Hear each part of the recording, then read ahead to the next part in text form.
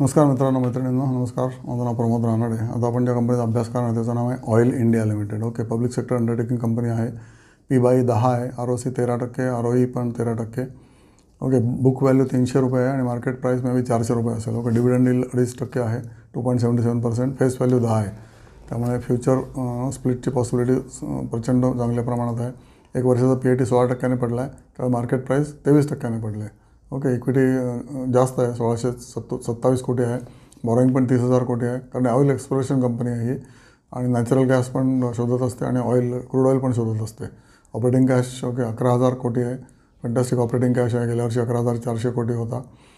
Okay, आणि cash कंपनीकडे आता चांगली असणार आहे. बघा, तुम्ही अभ्यास करा. ओके, आणि कॅश कन्व्हर्शन रेशो याचा 190 दिवसात कॅश कन्व्हर्शन होतं. प्रमोटरकडे 57% आहेत, FIIकडे 8% आहेत, गेल्या वर्षी 12% होते, आणि DIIकडे 18% आहेत, गेल्या वर्षी 17% होते, आणि पब्लिककडे 60% शेअर आहेत. हे क्रूड ऑइल, नॅचरल गॅस आणि पाईपलाईन या 3 प्रकारे यांचा रेव्हेन्यू येतो. आणि सगळ्यांचा मिळून PAT यांचा आहे, प्रॉफिट आफ्टर टॅक्स 6,114 कोटी. ओके, गेल्या वर्षी. आणि डिव्हिडंड देतात 115%, म्हणजे 11.5 रुपये पर शेअरला डिव्हिडंड दिले. आणि EPS आहे 37.59. ओके, नेट प्रॉफिट पर्सेंटेज आहे 27% वर्सेस लास्ट इयर 25%. त्यामुळे शेअर चांगला आहे. हा पडला आहे कारण बेसिकली कुठल्या तरी याला क्रूड ऑइल पडलेलं असल्यामुळे शेअर पडला. क्रूड ऑइल 60वर आलं ना. क्रूड ऑइल 70ला जरी गेलं तरी हा शेअर 100 रुपयेवरती जाऊ शकतो. तर क्रूड ऑइल आता 60-65ला, त्याच्यामुळे हा शेअर पडला आहे.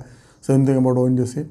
पण कुठली गोष्ट स्टॅटिक नाही आहे जगामध्ये, त्यामुळे क्रूड ऑइलसुद्धा परत 70-72 जाणारच आहे. तेव्हा शेअरमध्ये तुम्हाला 20-30% मिनिमम प्रॉफिट होऊ शकतो. त्यामुळे आता शेअर तुम्हाला अभ्यास करायला हरकत नाही आणि घ्यायलासुद्धा हरकत नाही. तुमच्या टेक्निकल एक्सपर्टला विचारा आणि मगच याच्यावर ॲक्शन घ्या.